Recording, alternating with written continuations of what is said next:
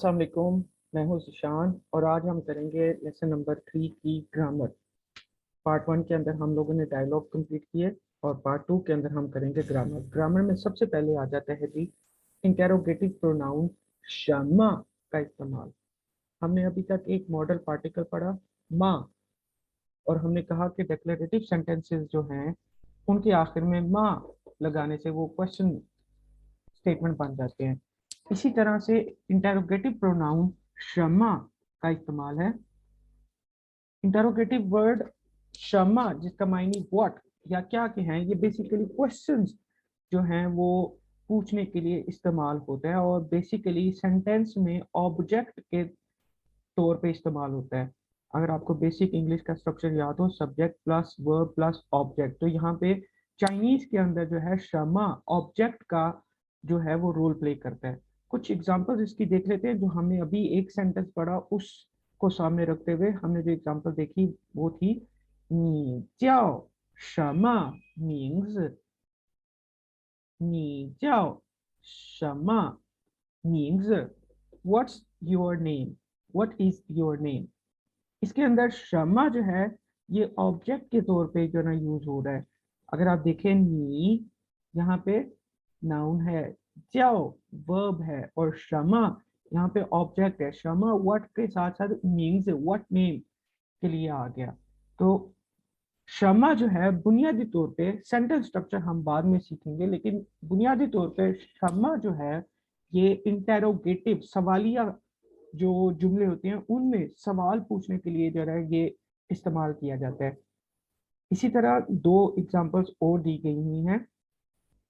इसमें एक नया वर्ड आप सीखेंगे जो है चो। चो मीन्स दिस।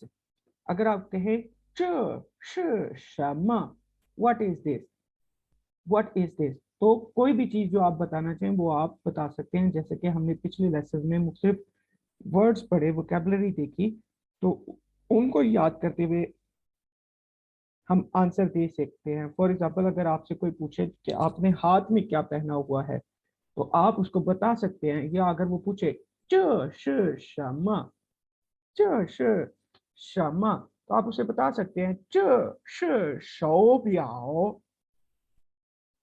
च श शौ ब्याओ।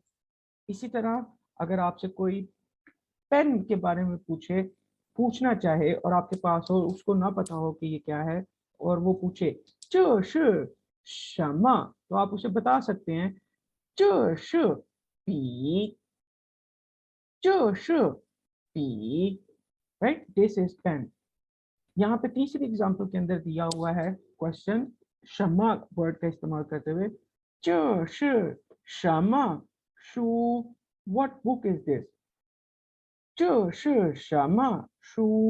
आप बता सकते हैं कि ये बुक कौन सी है। हो सकता है आपके हाथ में इंग्लिश की बुक हो, आपके पास मैथ्स की बुक हो, साइंस की बुक हो, कोई भी बुक हो, तो आप यहाँ पे उसका आंसर करेंगे। इंपॉर्टेंट चीज ये है कि शमा जो है बेसिकली क्वेश्चन वर्ड है, इंटेरोगेटिव वर्ड है, जो कि इंटेरोगेट करने के बारे में सवाल जो पूछे जाते हैं उनमें इस्तेमाल होता है। वोकेबलरी ज्यादा होने के साथ साथ, डायलॉग्स ज्यादा होने के साथ साथ आप इसका मजीद एक्सपर्टीज इसके ऊपर ले सकते हैं। दूसरा जो ग्रामर का पॉइंट है वो है श सेंटेंसेस, श का इस्तेमाल।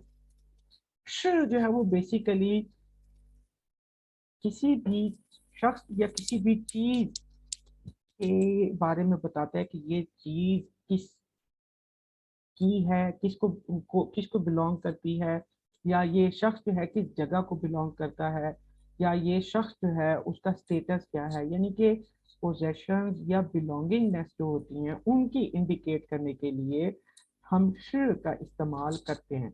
श का नेगेटिव जो है वूश होता है। ग्रामर ये कहती है कि श इस्तेमाल करने के लिए सेंटेंस में दो पार्ट्स होते हैं। सबसे पहले होगा सब्जेक्ट जिसमें आपके नाउन्स आ जाते हैं, और दूसरे प्रॉपर नाउन्स आ जाते हैं। Subject nouns and proper nouns, और दूसरा पार्ट होता है प्रेडिकेट जिसमें श या भूष एक हिस्सा होता है और दूसरा हिस्सा उसका नाउन या नाउन फ्रेजेस का होता है। नाउन फ्रेज क्या होते हैं? ऐसे फ्रेज जिनके अंदर नाउन का इस्तेमाल किया जा रहा हो, वो अगर बगैर सब्जेक्ट के भी बोले जाएं तो वो कुछ इंडिकेट जरूर कर रहे हो, इन इटसेल्फ वो एक सेंटेंस जरूर हो।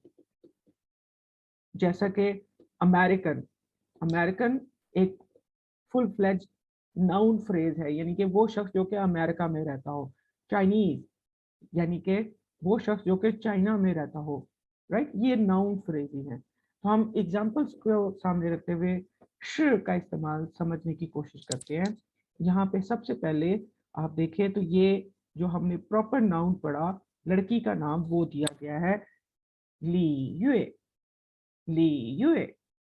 अब ये सब्जेक्ट है और सब्जेक्ट के अंदर ये जो है प्रॉपर नाउन का जो रोल है वो प्ले कर रही है, प्रॉपर नाउन। उसके बाद सेंटेंस का दूसरा पार्ट आता है जिसको प्रेडिकेट कहा जाता है, जिसमें श और नाउन का इस्तेमाल होगा।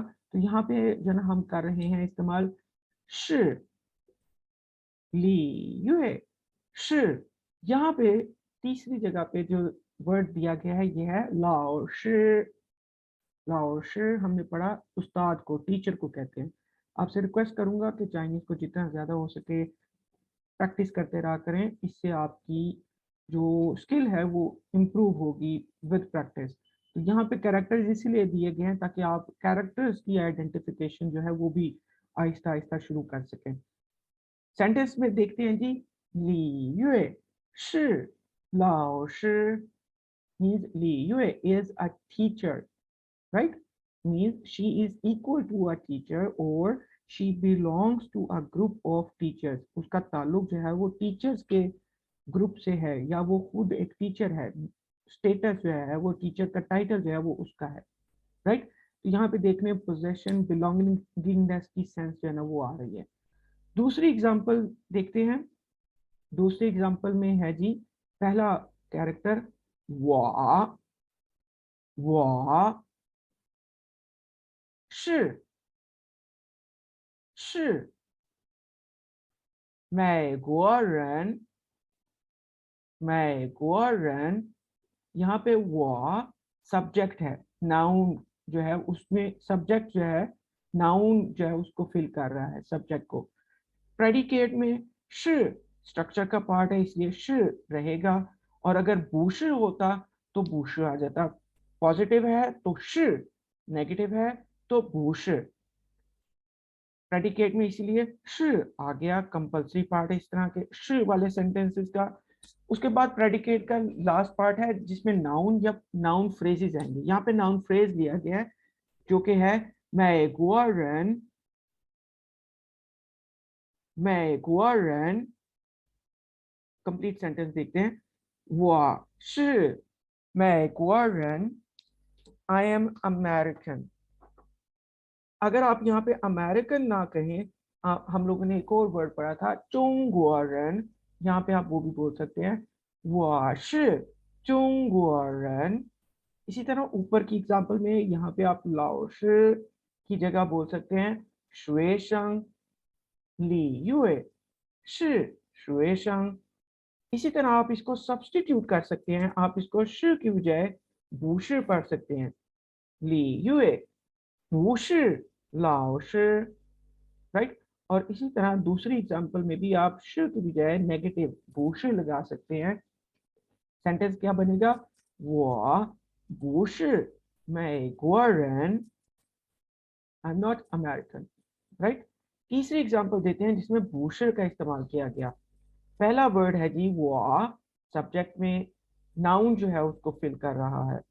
देन आ गया जी बूश, नॉट। तीसरा वर्ड है लाओश, लाओश। कंप्लीट सेंटेंस बना, वो बूश लाओश I am not a teacher. अब इसमें आप बू काट के सब्स्टिट्यूट कर सकते हैं, नेगेटिव फॉर्म खत्म करके पॉजिटिव कर दें, वॉश लाओश, राइट? वॉश शुएशंग, राइट? तो इस तरह से श सेंटेंसेस जो ना हम बना सकते हैं जिसके अंदर जो भी शख्स होगा श का इस्तेमाल करके वो अपने आप को किसी ना किसी कैटेगरी से बिलोंग कर रहा होगा, या अपनी किसी चीज की पोजीशन के बारे में बता रहा होगा, या बता रहा होगा व्हाट ही और she is equal to, right, वो किस चीज के, किस स्टेटस के बराबर है। ये हो गया जी हमारे पास श सेंटेंसेस। फिर हमारे पास आ जाता है जी interrogative sentences with modal particle मा, राइट। दी मॉडल पार्टिकल मा हमने पढ़ा, बेसिकली ये किसी भी ऐसे डेक्लरेटिव सेंटेंसेस को जिसमें आप कोई चीज बयान कर रहे हो, उस बयान की हुई चीज को अगर आपने क्वेश्चन में कन्वर्ट करना है तो आप मा आखिर में लगा देंगे और क्वेश्चन मार्क पुट अप कर देंगे तो वो क्वेश्चन में कन्वर्ट हो जाएगा। इसका भी एक प्रॉपर सेंटेंस का स्ट्रक्चर है, राइट। इसका ग्रामेटिकली स्ट्रक्चर क्या है कि सबसे पहले आएगा सब्जेक्ट, सबसे पहले सब्जेक्ट, फिर आएगा आपके पास प्रेडिकेट, राइट। और माँ वाले जो इंटेरोगेटिव सेंटेंसेस हैं उनमें प्रेडिकेट में 3 पार्ट्स होंगे। सबसे पहले आएगा वर्ब, फिर आएगा नाउन या नाउन फ्रेज, और उसके बाद माँ, राइट। एग्जाम्पल के जरिए इसको देखने की कोशिश करते हैं जो कि हम पढ़ चुके हैं। सबसे पहला कैरेक्टर है जी नी, नी। वर्ब यहाँ पे आ गया श, श। और यहाँ पे नाउन फ्रेज दिया हुआ है 美国人, 美国人। एंड में मॉडल पार्टिकल मा लगाने से क्वेश्चन बन जाएगा। अगर यहां तक हम 美国人 तक भी बात कर लें तो ये ठीक है, लेकिन ये डिक्लेरेटिव सेंटेंस होगा जिसमें कोई शख्स अपने बारे में कोई चीज बयान कर रहा होगा। उस बयानशुदा चीज को अगर आप क्वेश्चन में कन्वर्ट करना चाहें तो फिर आप उसके आखिर में माँ लगा दें, तो माँ लगाने से वो क्वेश्चन मार्क बन जाता है, क्वेश्चन स्टेटमेंट जो ना बन जाती है, राइट। जैसा कि हमारा अभी यहाँ पे जो हमने सेंटेंस है वो हमारा बनता है 你是美国人吗? I repeat, 你是美国人吗? Are you American? उसका आंसर देने वाला वो श सेंटेंस जो हमने अभी लास्ट में पढ़ा उसको इस्तेमाल करते हुए आंसर देगा 我是美国人 पॉजिटिव वे में। अगर नेगेटिव में देना है 我不是美国人, आंसर देते हुए माँ का इस्तेमाल नहीं होता, ठीक है। दूसरी एग्जांपल के अंदर भी पहला सब्जेक्ट जो है वो है नी, वर्ब श आएगा, और नाउन फ्रेज में 美国人 की बजाय आ गया 中国人, और क्वेश्चन बनाने के लिए, इंटेरोगेट करने के लिए माँ मॉडल पार्टिकल का इस्तेमाल किया गया। तो सेंटेंस कंप्लीट बनता है 你是中国人吗? 你是中国人吗? Are you Chinese? आंसर देने वाला पॉजिटिव भी दे सकते हैं आंसर, नेगेटिव भी दे सकता है। पॉजिटिव आंसर होगा तो होगा 我是中国人, आंसर देते हुए माँ का इस्तेमाल नहीं किया गया है। अगर कोई करता है गलत होगा। अगर नेगेटिव है तो आंसर क्या होगा 我不是中国人, राइट। अब देखते हैं हम अपनी example number 3। Subject again repeat हुआ है नी, प्रेडिकेट वाले सेक्शन में वर्ब श का इस्तेमाल हुआ है, और नाउन या नाउन फ्रेज वाली जगह पे वर्ड इस्तेमाल हुआ है नाउन, दैट इज 老师, और आगे मॉडल पार्टिकल मा। कैसे बोलेंगे जी इसको? 你是老师吗? I repeat, 你是老师吗? Are you a teacher? Positive answer भी होगा, नेगेटिव भी हो सकता है। पॉजिटिव आंसर कैसे बोलेंगे? 我是老师,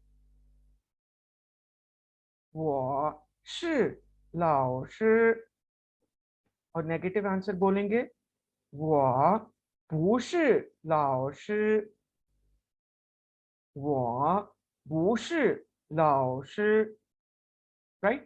तो ये हमने सीखा इंटेरोगेटिव सेंटेंसेस विद माँ, माँ का मॉडल पार्टिकल यूज करते हुए जो हम क्वेश्चन पूछते हैं उनका इस्तेमाल।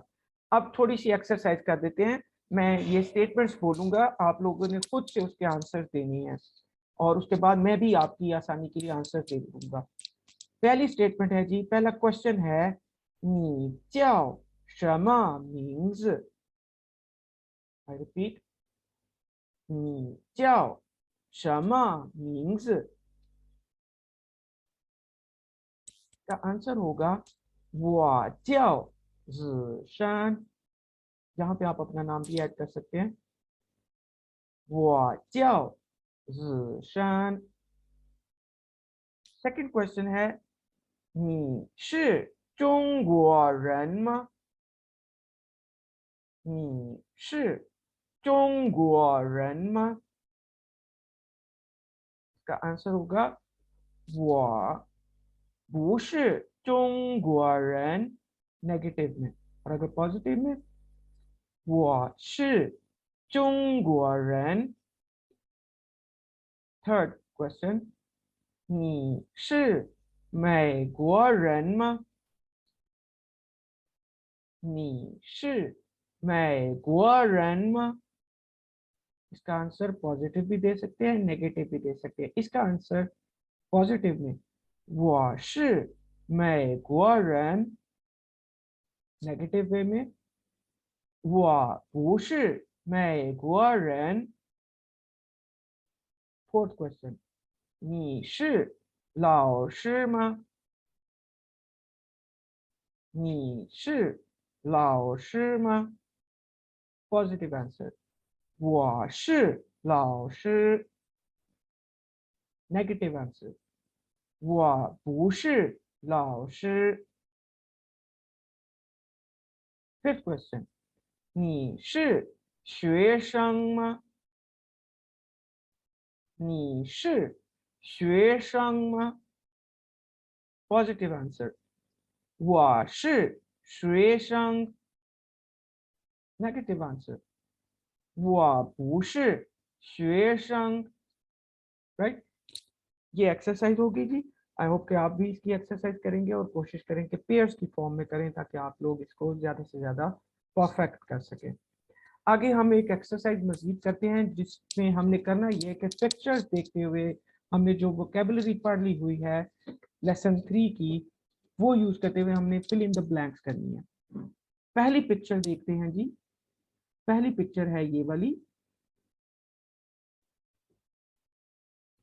पहली पिक्चर के अंदर जो है दिया गया है था जाओ छाओतान। छाओतान चाइनीज में माइकल जॉर्डन को कहते हैं। मेरा ख्याल है कि आपको बास्केटबॉल की नोहा हो गई और जानते होंगे कि माइकल जॉर्डन कौन है, कहाँ का रिहायशी है, किस मुल्क से इसका ताल्लुक है। तो तस्वीर को देखते हुए आपने फिल इन द गैप करना है। मैं रिपीट करता हूँ था जाओ छाओतान था शी शमा शमा रन। शमा शमा का मतलब है फिल इन द ब्लैंक, यहाँ पे आपने फिल इन करना है। राइट, तो था शी यस 美国人 वेरी गुड, यहाँ पे आएगा 美国人। पिक्चर नंबर 2, पिक्चर नंबर 2 जो है उसके सामने लिखा हुआ है जी था जाओ याओ मिंग। याओ मिंग एक चाइनीज बास्केटबॉल प्लेयर है। राइट, था जाओ याओ मिंग था शी फिल इन द गैप के अंदर क्या आएगा? Very right, 中国人। तो यहाँ पे लिखेंगे हम 中国, यहाँ पे हम लिखेंगे 中国। सेंटेंस बनेगा जी 他是中国人। राइट, अब आते हैं पिक्चर 3 के ऊपर, नेक्स्ट के ऊपर। एक बच्चा है, सोच रहा है, कुछ लिख रहा है, लेकिन उसके ज़हन में क्या है और सेंटेंस क्या लिखा हुआ है? सेंटेंस लिखा हुआ है जी 我不是 ब्लैंक 我是学生我是 ब्लैंक रन। राइट, ये दो फिल इन द ब्लैंक है। यहाँ पे आपने फिल इन द ब्लैंक करना है। ये बच्चा देखने में किस मुल्क का लग रहा है और क्या लग रहा है वो आपने बताना है। नेगेटिव स्टेटमेंट है, नेगेटिव बूश का इस्तेमाल नेगेटिव में है तो जरूर ये ध्यान रखिएगा। Okay, very right. कैसे गैप क्लियर होगा जी, कंप्लीट कैसे करेंगे इसको? वो बूश लाओ शी, वो शी शुए शंग, वो शी चुंगुओ रन। परफेक्ट। लास्ट पिक्चर देखें जी, ये एक मेल टीचर है, ब्लैक बोर्ड के ऊपर लिख रहा है और सेंटेंस जिसके अंदर गैप्स दिए गए हुए हैं, ब्लैंक्स दिए गए हुए हैं, वो क्या है? 我是 blank，我不是学生，我是 blank run right। दो ब्लैंक्स के अंदर क्या आएगा? Very right. कैसे कंप्लीट होगा जी? 我是老师，我不是学生，我是美国人राइट। तो ये हमने थोड़ी सी एक्सरसाइज कर ली जो कि हमने लेसन पढ़ा था, लेसन नंबर 3, उसकी वोकेबलरी को इस्तेमाल करते हुए। अब हम देखते हैं पू, जो हमने अभी तक पढ़ा कि इसका मायने है नॉट का, उसका इस्तेमाल देखते हैं कि ग्रामेटिकली बू हमने मुख्तलिफ जगह पे देखा। किसी जगह पे बू की टोन जो है वो फोर्थ टोन है, किसी जगह जो है वो सेकंड टोन है। ये क्या वजह है जिस वजह से बू की टोन जो है वो चेंज हो जाती है? राइट। उसकी वजह हम देखते हैं। सबसे बुनियादी वजह यह है कि बू के बाद जब भी कोई सिलेबल आएगा, कोई कैरेक्टर आएगा, अगर उस कैरेक्टर के ऊपर फर्स्ट टोन, सेकंड टोन या थर्ड टोन में से कोई भी टोन लगी होगी, तो बू की जो नेचुरली फोर्थ टोन है वो चेंज नहीं होगी, इसको वैसे ही प्रोनाउंस किया जाएगा। फॉर एग्जाम्पल, यहाँ पे एग्जाम्पल्स दी गई हुई हैं आपके सामने। ये एग्जाम्पल जो हैं ऐसी हैं जिनमें बू के बाद जो सिलेबल आया है उसके ऊपर फर्स्ट टोन, सेकंड टोन या थर्ड टोन मौजूद हैं, जिसकी वजह से बू की फोर्थ टोन चेंज नहीं हो रही। कैसे पढ़ेंगे जी? पढ़ने में सबसे पहले आएगा जी, पहला जो कहने के सिलेबल हैं वो हैं पू छि। फर्स्ट टोन की वजह से बू की टोन चेंज नहीं हुई।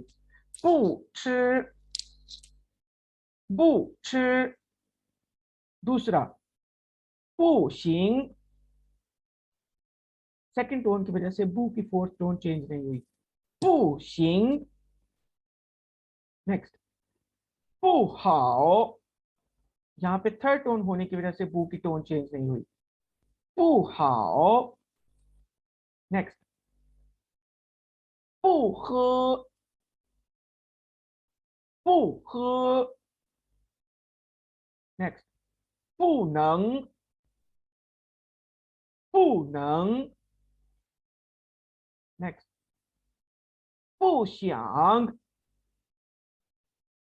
पू xiang। राइट। इसी तरह इनके नीचे मायने भी दिए गए हुए हैं ताकि आप वो भी देख सकें। राइट। पू छि का मतलब है टू नॉट ईट, राइट, खाना ना खाना। पू xiang नॉट ओके, पू हाओ नॉट गुड, पू हे टू नॉट ड्रिंक, यानी कि जब आप ना पीना चाह रहे हो तो पू हे आप कहेंगे मैं नहीं पीता। राइट। तो पू हे नॉट टू नॉट ड्रिंक। पू नंग कैन नॉट, पू xiang don't want. Right. Don't want की मीनिंग में आ जाएगा।